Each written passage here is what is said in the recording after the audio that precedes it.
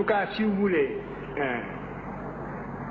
tant soit peu, connaître votre passé et renforcer le sentiment de cohésion nationale, vous serez bien amené un jour à nous relayer sur le terrain où nous nous situons aujourd'hui. C'est moi qui vous le dis. Je crois que le mal que l'occupant nous a fait n'est pas encore guéri. Voilà le fond du problème. L'aliénation culturelle finit par être partie intégrante de notre substance, de notre âme. Et quand on croit s'en être débarrassé, on ne l'a pas encore fait complètement. Souvent, le colonisé ressemble un peu, ou l'ex-colonisé même, ressemble un peu à cet esclave du 19e siècle, qui libéré va jusqu'au pas de la porte, et puis revient à la maison parce qu'il ne sait plus où aller. Il ne sait plus où aller. Depuis le temps qu'il a perdu la liberté, depuis le temps qu'il a acquis des réflexes de subordination, depuis le temps qu'il a pensé, comme appris à penser à travers son maître. C'est un peu ce qui est arrivé aussi à l'intelligentsia africaine dans son ensemble. Parce que, en dehors de quelques questions, toutes les questions que vous m'avez posées reviennent à une seule. Quand est-ce que les Blancs vous reconnaîtront-ils? Parce que la vérité sonne blanche. C'est cela. Mais c'est dangereux ce que vous dites. Parce que si réellement l'égalité intellectuelle est tangible, l'Afrique devrait, sur des thèmes controversés, être capable d'accéder à la vérité par sa propre investigation intellectuelle, se maintenir à cette vérité jusqu'à ce que l'humanité sache que l'Afrique ne sera plus frustrée, que les idéologues perdront leur temps parce qu'ils ont rencontré des intelligences égales qui peuvent leur tenir tête sur le plan de la recherche de la vérité. Mais vous êtes persuadé que pour qu'une vérité soit valable et objective, il faut qu'elle sonne blanche. Mais ça, c'est un repli de notre âme qui doit disparaître. Et ce sont justement les Blancs qui vont nous y aider. Moi, j'ai les idées que j'ai toujours développées et contre lesquelles vous ne pouvez pas opposer des arguments scientifiques dignes de ce nom. Vous pouvez opposer une conspiration du silence, aussi longtemps que les jeunes générations africaines resteront aliénées, jusqu'à ce qu'elles se récupèrent, jusqu'à ce qu'elles acquièrent la connaissance directe, parce que c'est par la connaissance directe, par l'égyptologie, que vous dépasserez ce stade de flottement, n'est-ce pas, et de somnambulisme. L'UNESCO avait demandé à chacun de fourbir ses armes, de faire tout ce qu'il fallait pour que cette discussion fût concluante. Et vous voyez, tout est de cette veine. Par conséquent, la vérité blanche que vous voulez, elle a sonné dans ce document. Mais vous ne lisez même pas, il faut prendre connaissance déjà de toute la littérature scientifique qui existe dans ce domaine. Nous avons provoqué une rencontre au niveau le plus élevé et les résultats sont palpables, les voilà. Ce que vous attendiez, vous l'avez sous les yeux, lisez-le demain. Mais même si on n'avait pas ceci, et c'est ça moi qui m'inquiète, parce qu'il vous aura fallu que nous ayons réduit à l'inconséquence des théoriciens idéologues européens, qu'eux-mêmes l'avouent dans une certaine mesure, comme dans ce document, pour que vous puissiez vous faire une opinion. Mais l'adversité est plus grave que ça. Il faut savoir que l'adversaire vous tue intellectuellement. Il vous tue moralement avant de vous tuer physiquement. Mais c'est de cette manière que l'on a supprimé des groupes entiers. On vous nie en tant qu'être moral. On vous nie en tant qu'être culturel.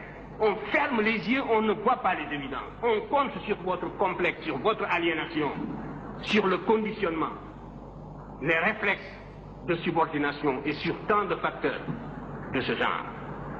Et si nous ne savons pas nous émanciper d'une telle situation par nos propres moyens, mais il n'y a pas de salut, à ce moment-là, la question que vous me posez, vous y avez répondu, parce que vous avez répondu par les actes à l'infériorité, donc vous avez en quelque sorte prouvé ou supposé l'infériorité du monde noir, puisque la vérité doit lui venir de l'autre camp. Il faut faire attention. Moi, si je n'étais pas intimement persuadé de l'égalité des races si je n'étais pas intimement persuadé de la capacité de chaque race de mener sa destinée intellectuelle et culturelle, mais je serais déçu. Que ferions-nous dans le monde s'il y avait réellement cette hiérarchisation intellectuelle? Mais il faudrait s'attendre à une disparition d'une manière ou d'une autre. Parce que le conflit, il est partout, il est à tous les niveaux, il est dans tous ces débats, il est jusque dans nos relations internationales les plus feutrées. Nous menons et on mène contre nous le combat le plus violent même que celui qui a conduit à la disparition de certaines espèces. Et il faut justement que votre sagacité intellectuelle aille jusque-là. Ce que j'ai dit un peu dans la préface de Obenga, c'était cela, que par la connaissance directe, l'Afrique doit être capable de saisir une vérité, de savoir qu'elle est en possession d'une vérité, quel que soit le domaine d'ailleurs. Ce n'est pas seulement dans le domaine culturel. Et de se maintenir au niveau de cette vérité en prenant des mesures conservatoires jusqu'à ce que tout le monde joue le même jeu, jusqu'à ce que l'on sache que la supercherie est finie. On n'a plus affaire à des enfants ou à des nouveau-nés. Mais c'est là à la fois une réaction intellectuelle, une réaction culturelle, ça demande la mobilisation de toutes les capacités de l'être, un être qui, abstraction faite de son aliénation, a les mêmes capacités que n'importe quel autre être. Regardez, dès que vous parlez de patrimoine culturel, la gauche occidentale et la droite se touchent. Et souvent la gauche est plus minable que la droite. Faites l'expérience, on vous accorde l'égalité abstraite, mais l'idée que des nègres aient pu connaître une promotion historique dans le passé leur est réfractaire, ils sont réfractaires à cette idée. Et parce que leur formation intellectuelle tardivement acquise se situe à un niveau très superficiel, au niveau du cortex, au niveau de l'intellect. Mais la formation qu'ils ont reçue tous dans leur plus tendre enfance, les clichés auxquels ils sont habitués dans leur environnement d'enfance, les caricatures et tout, comme je vous le montrais ici, aussi dans le monde méridional, c'était l'inverse. Tout cela les empêchait, les rendait aveugles, n'est-ce pas, pour observer des vérités comme celles que nous leur opposions. Par conséquent, il n'y a qu'un seul salut, c'est la connaissance directe. Et aucune paresse ne pourra nous dispenser de cet effort. Il faudra absolument acquérir la connaissance directe. À formation égale, la vérité triomphe. Formez-vous, armez-vous de science jusqu'aux dents, c'est ce que j'ai dit à Obenga, et arrachez votre patrimoine culturel. Ou alors, traînez-moi dans la boue si, quand vous arriverez à cette connaissance directe, vous découvrez que mes arguments sont inconsistants. C'est cela. Mais il n'y a pas d'autre voie. Et les appuis que vous cherchez, vous ne les aurez pas. Parce que c'est un monde, c'est un univers d'idéologues que vous aurez en face de vous. Et vous croyez que si la vérité était palpable, on l'accepterait. Je suis revenu de ces illusions. Regardez la deuxième partie justement d'antériorité où j'ai répondu aux critiques. J'ai dû même ménager des intellectuels de gauche qui avaient un peu servi l'Afrique. Je pouvais les scier en deux, comme on dit. Et ils ont vu que je me suis arrêté à mi-chemin dans mon argumentation parce que c'était catastrophique. Et ainsi de suite. Alors donc ici le poids des arguments c'est du côté africain. Je regrette. Vous savez parfaitement que quand j'écrivais National, et bien après, 20 ans après, si on voulait faire une carrière universitaire normale, il ne fallait pas s'approcher de nous. Vous le saviez. Il ne fallait pas nous citer, etc. C'est en sachant tout cela aussi que j'ai pris mes responsabilités. Et vous aurez tous les éléments justement pour porter un jugement. Je savais parfaitement ce que je faisais. Pour moi, l'enjeu, c'était la prise de conscience de l'ensemble des générations africaines à venir, non pas sur la base du mensonge ou de l'idéologie, mais sur la base d'une vérité scientifique strictement retrouvée. Il vous appartient de voir si moi j'ai pris des libertés par rapport à cette vérité, n'est-ce pas? Si j'ai pris des libertés par rapport au fait, avec le recul du temps, si aujourd'hui cette littérature impose du respect, c'est parce que, précisément, on s'est aperçu que contre toute attente, je n'ai pas été coupable d'un tel péché. C'était très facile à l'époque coloniale. Pour les théoriciens de salon du colonialisme de l'époque, des ethnologues que je ne veux pas citer, ça leur était très facile de tourner en dérision cette littérature naissante devant des jeunes esprits en formation. L'inconsistance de la formation intellectuelle des générations africaines de l'époque ne permettait pas d'avoir une vue claire là-dessus, et c'était très facile de prendre les Africains de court et de les détourner de cette littérature, de les court-circuiter en quelque sorte, avec des menaces, n'est-ce pas, à peine voilées aussi. On vous disait, si vous suivez Cheikh Anta, eh bien, vous pouvez mettre une croix sur votre carrière. On vous menaçait de tous les foudres du monde, etc. Vous le saviez bien. Mais je savais aussi que la seule chose qui était importante, c'était de dégager cette vérité, parce que c'est ce qui permettrait de réconcilier les civilisations africaines avec l'histoire pour rendre possible la recherche dans le domaine des sciences humaines. Méfiez-vous. Je vous dis, moi, que tant que vous n'aurez pas compris ce que j'ai dit cet après-midi, ce soir, et tant que vous n'aurez pas réévalué ces arguments pour réconcilier cette Afrique avec l'histoire, les recherches que vous faites en sciences humaines sont presque inutiles. Parce que je vous défie de bâtir un corps de sciences humaines, vous ne le pourrez pas. Même dans les domaines les plus futuristes, vous ne le pourrez pas. Les aspects qui s'orientent le plus vers l'avenir dans la civilisation occidentale plongent leurs racines dans l'antiquité gréco-latine. Mon attitude n'est pas une attitude passéiste de quelqu'un qui se délecte du passé. Toute mon activité est tendue vers l'avenir. Et ce passé, je le déblaye tout simplement pour rendre possible l'édification d'un corps de sciences humaines.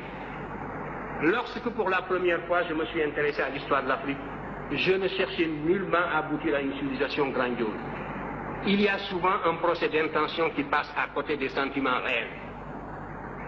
Vous ne trouverez jamais, on fausse même la psychologie humaine, vous ne trouverez jamais un peuple qui admire l'histoire d'un autre peuple. Prenez la Serbie, prenez n'importe quel peuple de l'Europe centrale.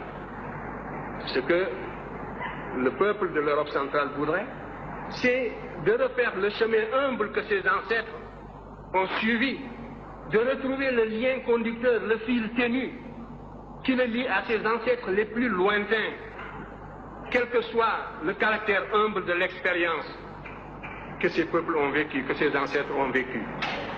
De pouvoir retrouver la somme de ses réussites, de ses succès et de ses échecs, parce qu'il est fait de tout cela. De la même façon, ce qui m'intéressait, c'était de remonter l'Afrique. Moi, quand je m'occupais d'histoire, nous étions presque une génération spontanée. On nous disait que le nègre de grande taille n'était pas un indigène de l'Afrique. C'était les théories, justement, de Rivet qui étaient en vigueur. L'Afrique était peuplée à partir de l'Océanie. Donc le noir que vous êtes et moi, nous sommes des occupants. Nous sommes des étrangers qui sommes venus sur un sol qui nous est étranger. Les seuls habitants de ce pays, c'était les pygmées. Le noir a devancé le blanc est venu, s'il est plus fort, il évince le noir qui est un étranger comme lui. Voilà les théories qui étaient en vigueur. Quant à l'origine réelle du noir, ça se perdait dans la nuit des temps. Et notre histoire était enseignée avec des dates qui apparaissaient comme des contes d'épicier. Alors, devant une telle situation, la seule chose qui m'intéressait, c'était, j'étais habité par la certitude, a priori, que nous sommes là, sur ce continent, en même temps que les autres, que nous avons toujours vécu ici, que nous sommes des Noirs capables, des hommes capables, aussi capables que les autres. C'était la seule chose que l'on pouvait supposer a priori. Et ce qui m'intéressait, c'était donc de retrouver ce chemin humble qui me conduirait à nos ancêtres les plus lointains. En tout cas, vous pouvez remonter, vous, en ce qui vous concerne, jusqu'aux racines de la philosophie africaine. Je vous invite à étudier la cosmogonie héliopolitaine. Je l'ai décrite d'ailleurs brièvement dans Civilisation ou Barbarie. Vous y trouverez les prémices. Vous commencerez à vous faire une idée de la consistance de la pensée de vos ancêtres de la vallée du Nil qui étaient noirs comme vous, ici. Si c'était cela, si ce n'était pas cela des arguments, c'est la preuve que, vous voyez, on a presque le cerveau vidé. Et les arguments d'une certaine source ne se fixent plus. C'est ça l'aliénation. Parce que vous demandez, que valent donc ces arguments-là? Est-ce que j'ai inventé les projections que je vous ai faites, que vous pouvez retrouver dans la vallée du Nil, où vous trouverez justement cette civilisation qui est discutée, ces agents qui se sont représentés plus noirs que vous-même. Mais déjà, vous avez les œillères de l'éducation colonialiste et vous ne pouvez plus voir cette réalité palpable. C'est ça la cécité intellectuelle. Vous comprenez? Où est la raison dans cette éducation? Où est la raison? Où est le développement du sens critique dans cette éducation? Voilà le danger contre lequel nous devons vous prémunir. Il faut que votre cerveau fonctionne. Je disais encore hier et je le répéterai demain, que ce que nous voulons, ce que nous visons dans votre éducation, c'est de réveiller justement le bâtisseur de nation qui dort en chacun de vous. C'est de réveiller le créateur qui dort en chacun de vous. Et cela suppose donc une réforme qui mette l'accent sur la rationalité, sur les facultés créatrices de l'individu et sur l'indépendance intellectuelle de l'individu. Voilà le but que vise mon enseignement en tout cas. Et si je ne l'atteins pas, c'est bien regrettable.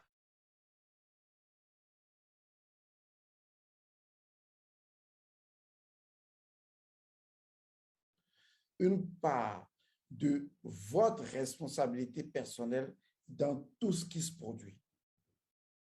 Retenez cela, c'est un principe de la nature. Autrement, vous ne seriez pas là où vous êtes. Il y a une part